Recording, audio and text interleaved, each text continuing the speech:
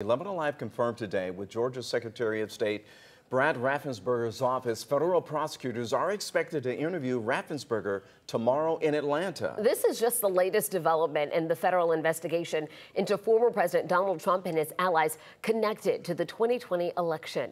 Teresa Bowles spoke with a legal expert about what we can expect to come out of all of this. Well, Jennifer, this is Secretary of State Brad Raffensperger's first interview with the Department of Justice, and though we don't have many details, it could be pivotal to the federal case.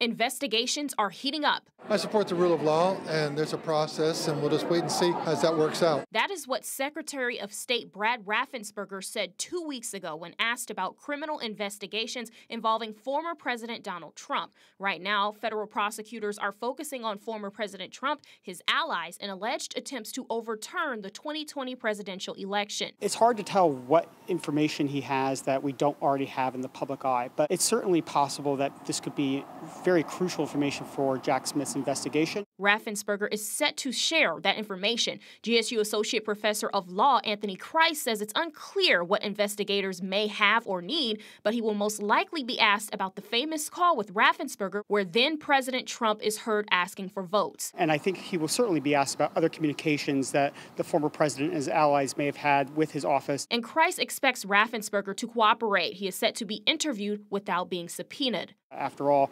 Raffensperger has been incredibly critical of Donald Trump and his allies and the allegations they lodged against the elections here. This is a step in the Department of Justice's investigation, but there is still quite a bit of overlap with Fulton County District Attorney Fonnie Willis's investigation. The difference is that the defrauding scheme on a federal level is much broader than Georgia. Meaning the two investigations are independent and will not relate to one another, but prosecutions could follow from both the DOJ and the Fulton DA. It is important that prosecutors unearth as many facts as they can and only bring prosecutions on claims that they can actually prove in court.